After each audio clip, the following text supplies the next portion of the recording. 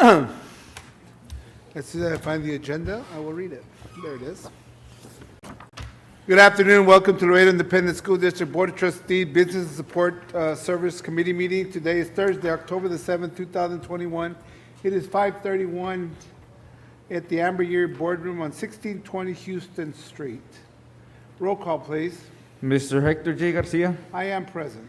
Mr. Hector J. Noyola, Ms. Monica Garcia, Dr. Minita Ramirez, She will be absent. she'll be absent. Mr. Jose A. Valdez, Absent. Mr. Guadalupe Gomez, I'm present. Mr. Ricardo Garza, Absent. absent. Would you all please rise to the Pledge of Allegiance? Ms. Ayala, would you lead us, please? I pledge Allegiance to the flag of the United States of America and to the republic for which it stands, one nation, under God, indivisible, with liberty and justice for all. Few of these candies first. Yes. Dr. Rios? Good afternoon, everyone. Thank you for being here. Item number 1, discussion and presentation to ratify the monthly disbursements for August 2021 at the regular meeting of the Board of Trustees. Ms. Ayala? Thank you, Madam Superintendent. Good evening, Mr. Garcia. Good evening, Mr. Gomez. The total cash disbursements related to item 1 were recorded in the amount of $17.8 million, of which $14.9 million were used for payroll costs and $2.8 million for the payment of goods and services. May I proceed to item 2? Please. It reads as follows: discussion and presentation to approve monthly reports and/or other updated reports.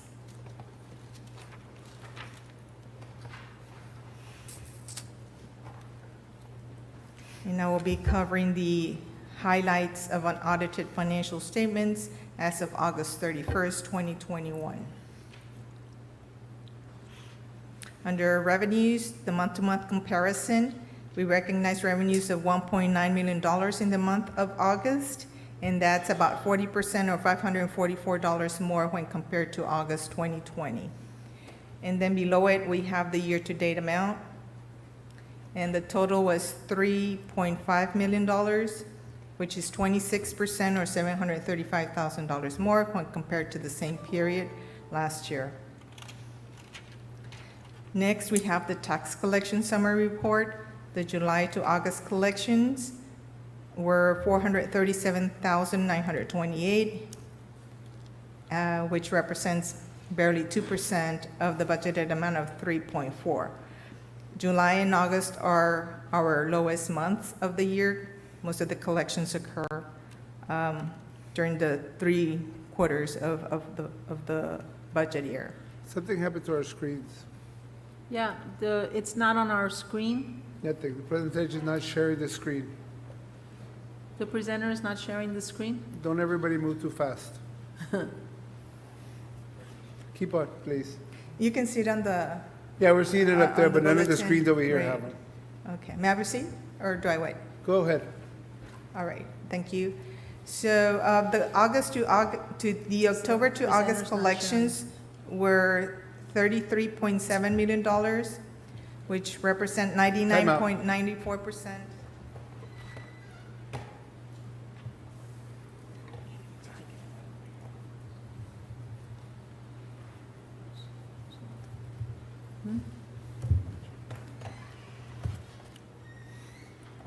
Thank you. Thank you. It's still not, well, mine is at least. There it is. Everybody's back on. Go ahead. Okay, thank you.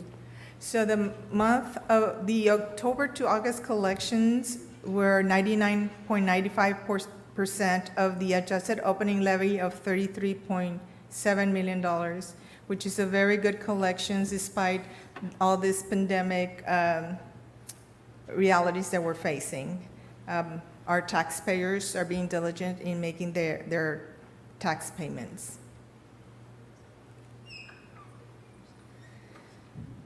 Next, we have expenditures by object. Under the month-to-month comparison, we spent $16.6 million, or 12%, or $1.7 million more compared to last year. August 2020. The reason why it is higher by $3.6 million has to do with the change in methodology for the accruals of salaries. As you're aware, we did change programs, and now the programs uses another method compared to the one we were using on our legacy program. Under the fiscal year to date, we recorded $22.6 million, or 12%, $2.3 million more compared to the same period last year. In this slide, we have those same expenditures, but we have them by function. $10.1 million were used for instructional purposes, followed by plant maintenance and operations in the amount of $3.2 million. Next, we have other financing sources and uses. We did transfer $2.4 million last year, and this year we have transferred out only $211,000. In this slide, we have the administrative cost ratio. The first threshold ratio is at 8.55%. The amended budget has a 9.03%, and the fiscal year to date is at 18.32%. 18.82%. Yes, sir. You said 32. I said 32. I apologize. So it is pretty high at this period of time, but if we continue monitoring our expenditures, we will ensure that we get the maximum amount of points. Thank you. Next, we have the summary of the general operating fund. The time lapsed is 17%. We are lower. If you look at our revenues, we are low at 1.53%, whereas in expenditures, we are at 10.84%. Under the food service fund, revenues, $979,000, which represents 4.76% of the original budget of 20.5. It has not been amended. Followed by expenditures, the amount of $601,000, large encumbrances of 7.2. That is why the rate is at 37.93%. Has to do with all the orders that were placed at the very beginning of the school year. Next, we have the E-rate fund, no activity.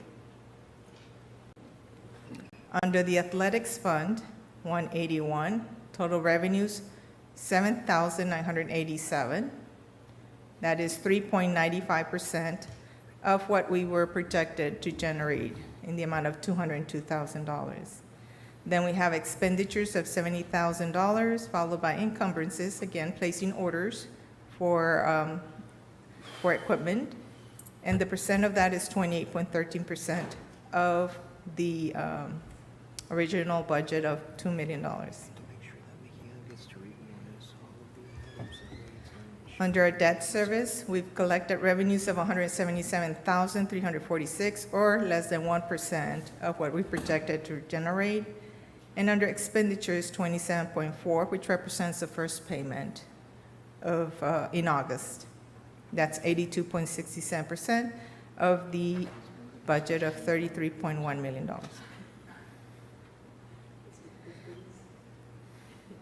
And then we have the special revenue funds. We have them in summary format. Are there any questions?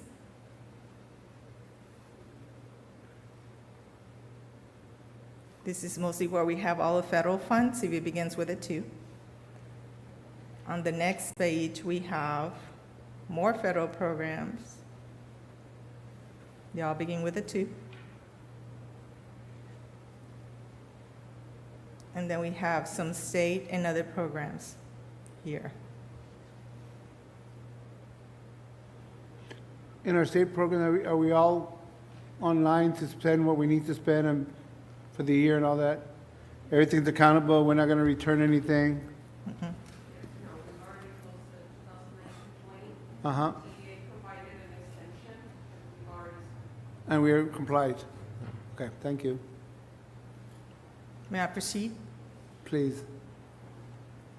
This is the summary of construction funds. As you know, the projects are lacking supplies for them to continue finishing the job. And so we still have open the 2014 bond proceeds. The current expenditure rate is at 97.91%. When are we planning to close the 2014? That's when the completion of the PAC Center is done. Okay, thank you. And then next, we have the unaudited summary of construction funds. And these are our ongoing construction projects. The current expenditure rate is at 24.13%.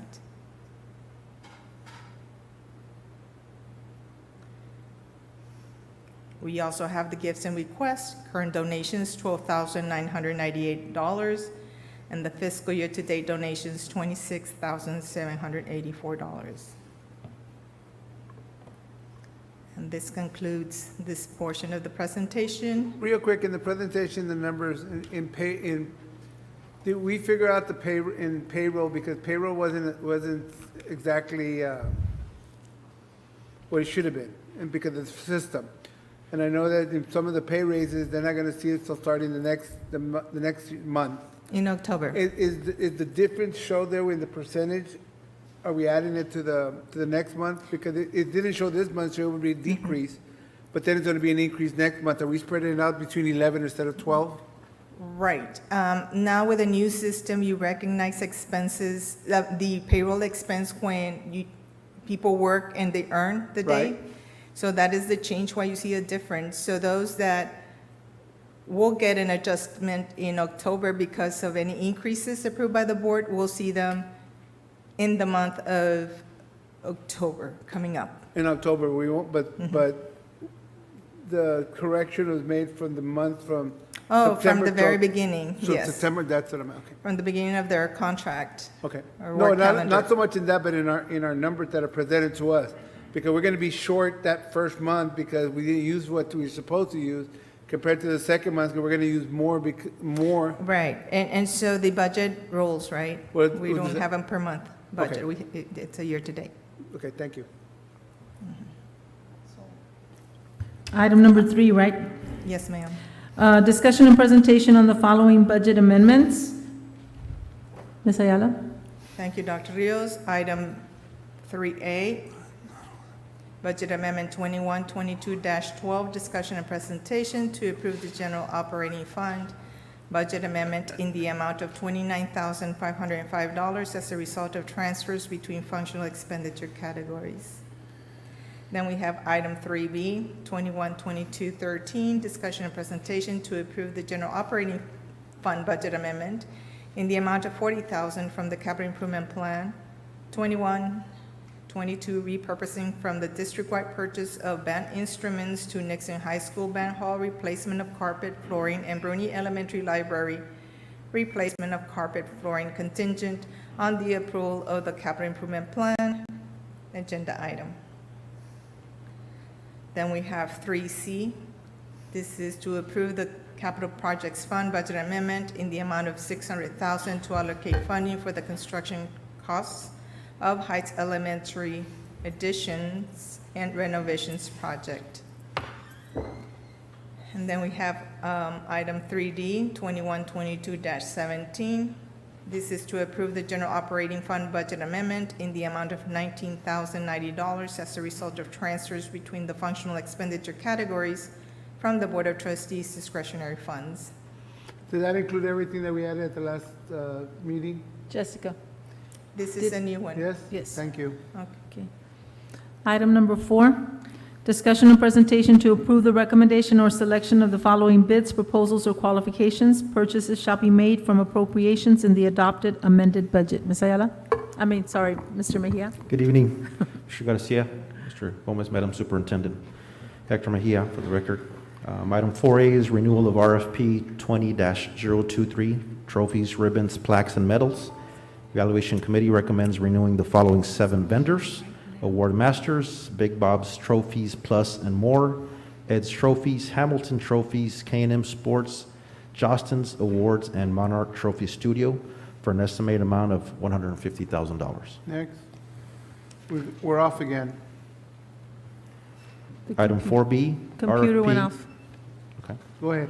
21-022 for Writing in All Classrooms Consulting Services and Materials.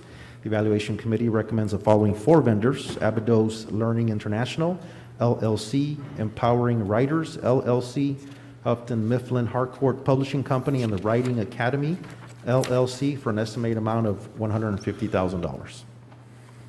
Time out so you can try to, Oh, yes, sir. our technical difficulties.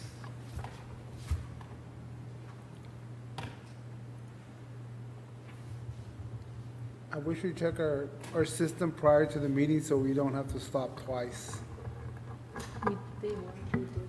It's not, there's something wrong. Thank you. Next. Item 4C, for multiple cooperative contracts for instructional materials, software, and professional development. The Evaluation Committee recommends the following 3 vendors: No Red Ink Corp., Learning Without Tears, and Ring Publications, LLC, DBA Mastery Prep, for an estimated amount of $123,000. Next. Item 4D, from Region 19 Allied States Cooperative Contract 21-7406, instructional software, supplies, and materials. Evaluation Committee recommends Character Strong for an estimated amount of $100,000. Item 4E, RFP 21-030 for sanitation services. The Evaluation Committee recommends Southern Sanitation for an estimated amount of $346,737. Next. Item 4F, RFCSP number 2021-002 for the Heights Elementary Addition and Rehabilitation Project. The Evaluation Committee recommends Summit Building and Design for an estimated amount of $3,091,580. Item 4G, for floor machines. The Evaluation Committee recommends the Gulf Coast Paper Company, Inc. for an estimated amount of $1,994,720. Was there a typo, or was that, we went from 18,285 to 1 million? Part of those are ESSER It's- funds. Huh? It's completely ESSER funds. Oh, the other one was picked up somewhere else?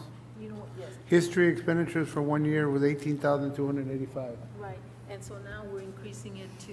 1,900,000? Right, from all the supplies that we can order because of the floor machines and so on.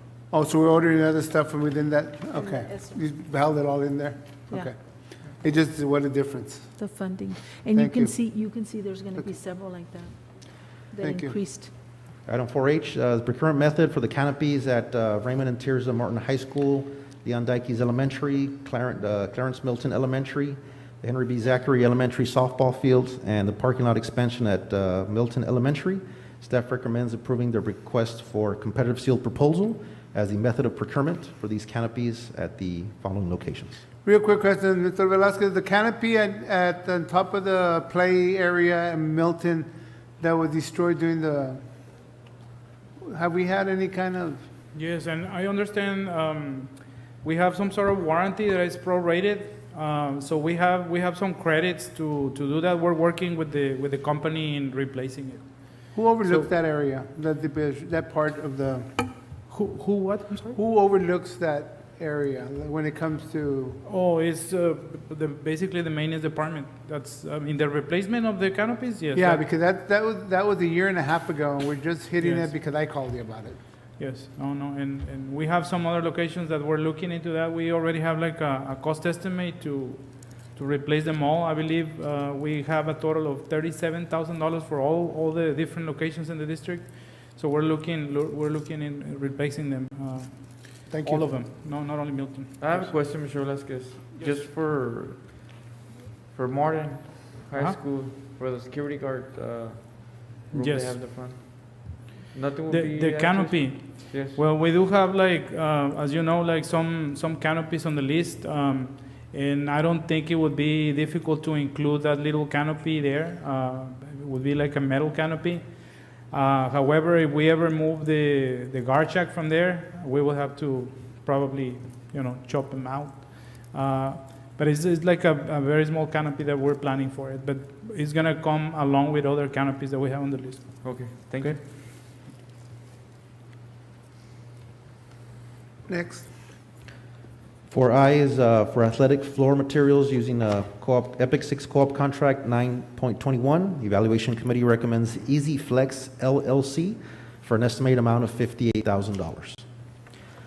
Item 4J, the TIPS contract 201001 for concert uniforms.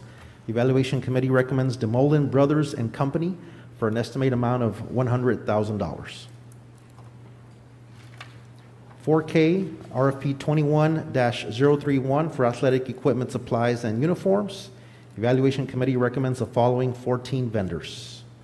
Did I go through those? Oh, okay, sorry. And that concludes the procurement items.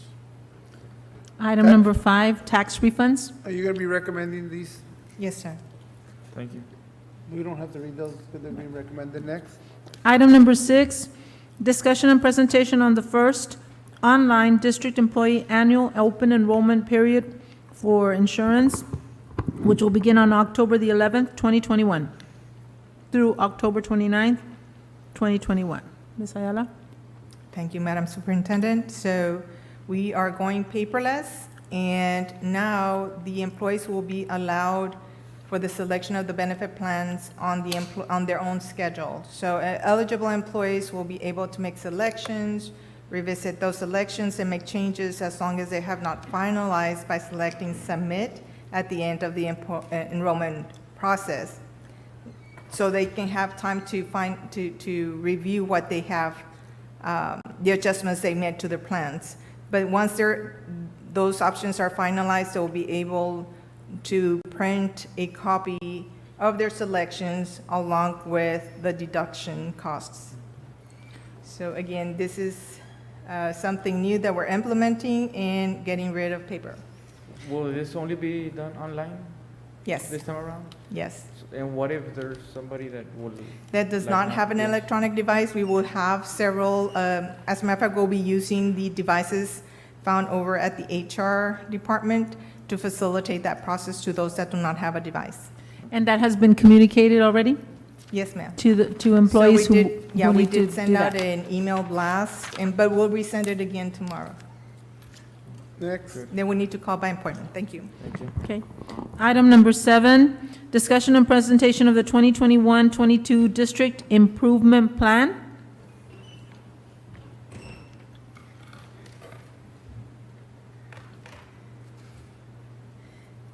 Thank you, Dr. Rios. Good evening, board members, Mr. President. Every year, we present to you the district improvement plan that includes all of the district goals and performance objectives. This year is no different. However, what we did do is to make sure that we incorporated all of the new strategies that we are implementing across the district to address leadership and instructional continuity, and all of the different safety measures that we're taking are embedded in the plan. This is a living document that is updated quarterly, November, March, June, and July. We did present this to the District Educational Council, the DEIC, for their approval, and they did approve it. And so we'll be bringing this for approval to the board on Thursday evening at the regular board meeting. Thank you very much. Have coffee lately? Huh? Have coffee lately? This morning? Yes. May I proceed, Mr. Garcia? Please. Item number 8, discussion and presentation on the 21-22 district and campus performance objectives. These are actually part of what relates to setting goals for our campuses. And Dr. Cruz did talk a little bit about this at his curriculum and instruction meeting. Dr. Cruz? Yes, this item is to approve the district and campus performance objectives, which are in line to our district improvement plans and our campus improvement plans. I'm currently meeting with all campus principals so they can develop and plan their academic targets in terms of STAR, in terms of student achievement, and those will be approved this Friday, finalized, and up for board approval next board meeting. Send it to you. That's it. Thank you, Any sir. comments? Okay. Thank you. I'm sorry I missed y'all's presentation, but I heard it was real good. Okay. Item number 9, discussion and presentation on attendance and enrollment for the first 6 weeks for 21-22 academic year. Mr. Castilla is here. This is He what I wanna he hear. did review it previously. Mr. Castilla? Correct. Good evening, board members, superintendent, and members of the audience. You're so terrible. Here you have what I'm presenting right now is an update of the enrollment count as we go throughout the school year. And the first, in our first counts, you see just by campus of where we're at. And we're looking at starting off at 17,694 back in 8/20/21 to now at 19,294 on ending on 9/24/2021. That's giving us on the first 6 weeks. As of today, we have a total of 19,544 students enrolled. As we continue on that effort, I also giving you a little comparison report here of our leavers recovery process as how we go by week on this particular school year, of how we have been recovering students as we go. And those students, as you see, we are recovering as many as we can, usually by 70 to 75 students on a weekly basis. That you have also in your report, so you can have a better glance at it. Go ahead. Then the leavers code as a summary, as you notice in this one, it's those students that ended the school year with us but did not come back for X reasons. So we have here a count as we have them as of right now. The biggest is enrollment in another Texas public school districts, 1,103 students, and we have quite a few also in the homeschooling process, which is 721 students, giving us a total of 1,798. As a recovery process for 924, that was for our secondary campuses. As you can see, Christian Middle School was able to recover all students and know where those students are at, basically. So all students coded of where they know where those students are. We will continue this process until October 29 as per Team's snapshot for accountability purpose. And do you want to start, what did we start off with leavers before we got to the 1,798, Mr. Castilla? You did tell us that earlier. Yes, we started off at 16,500. With leavers? On the leavers? No, yeah, because right now we only have, 3,750, yes, so we did recover quite a few. yes.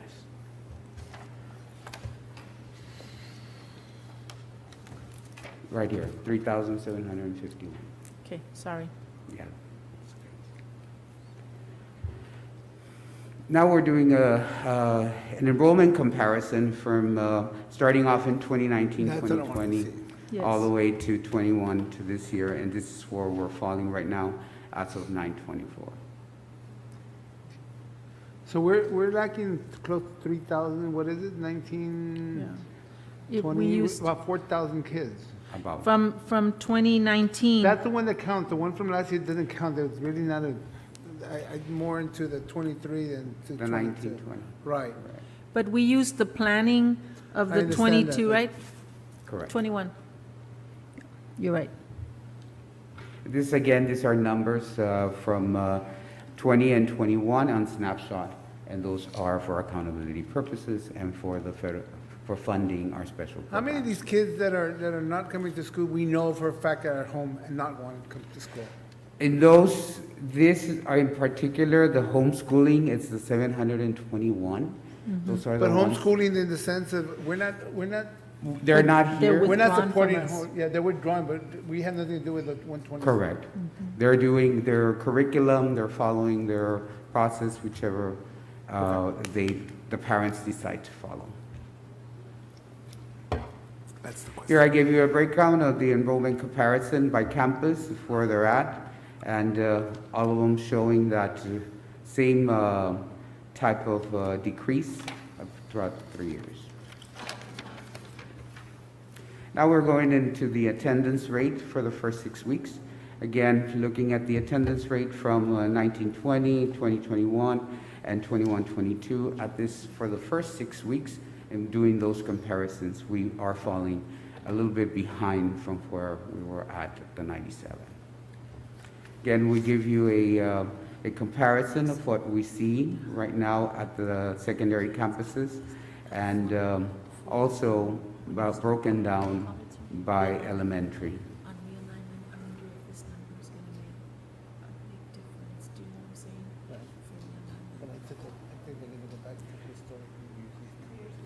realignment. Now we will continue at the perfect attendance rate of what we have seen as of today. Here I'm giving you a breakdown on the perfect attendance summary as per grade level, by campus, and from elementary, middle, and high school, and giving you a total of how many students achieved that perfect attendance for the first 6 weeks.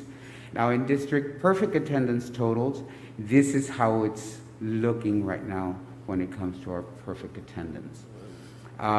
Compare it to back in last year in itself, we still are falling short of how many students are coming daily to our campuses.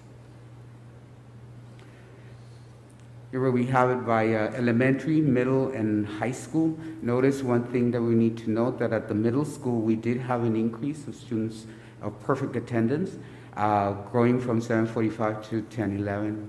The in-person it really has impacted our middle schools to have students come in more often.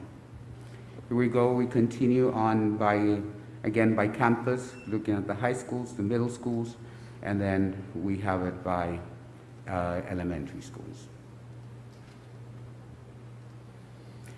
In your packet, you have the district supporting documents, so you can see your levers by campus, and where they're right now enrolled for those students that left our district last year throughout until the end of the school year.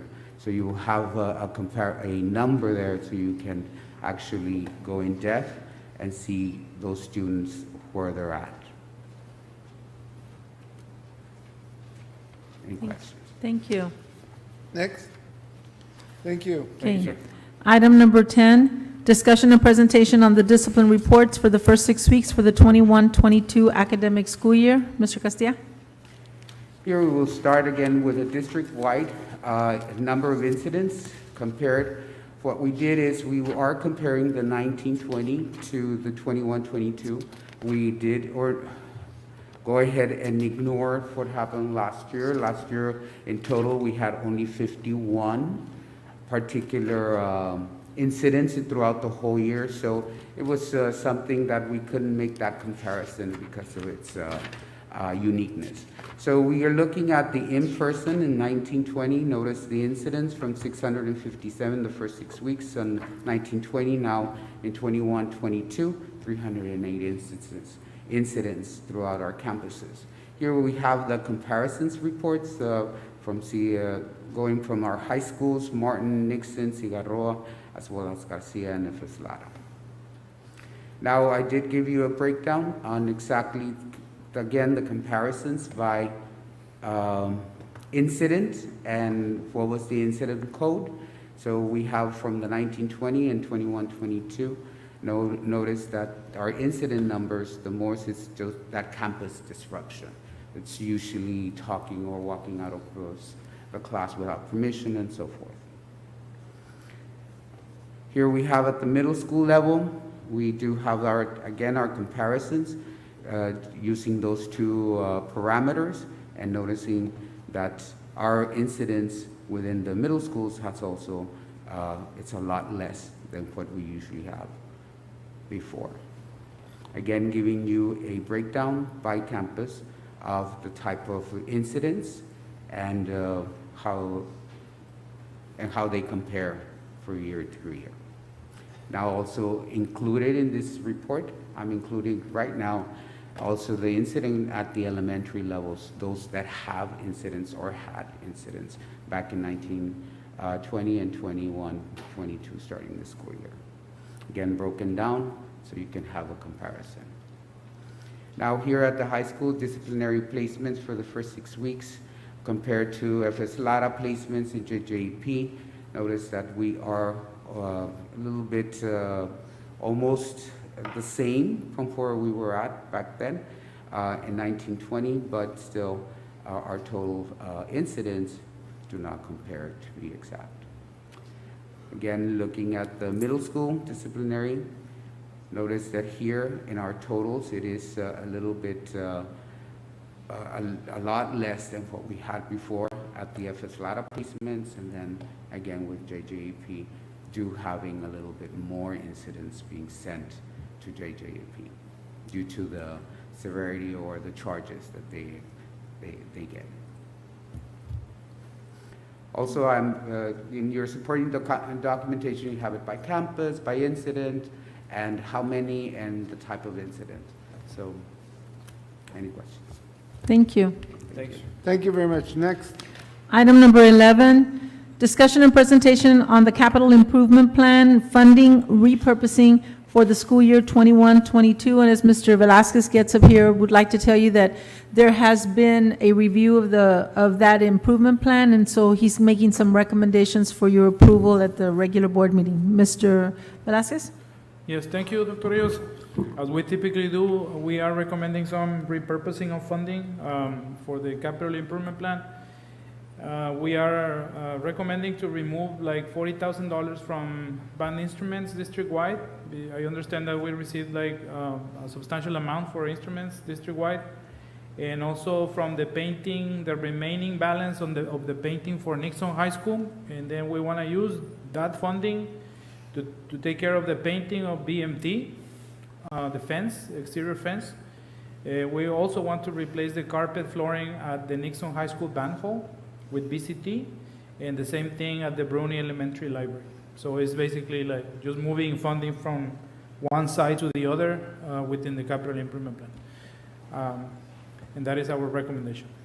Quick question, the Nixon, the band, we're gonna put carpet, white carpet, why not? No, the carpet was You're already gonna remove the removed. carpet and remove Yes. put a rubber plastic or The something? vinyl tile. Okay, Yes. thank you. And as far as for the instruments, they're okay with not having those?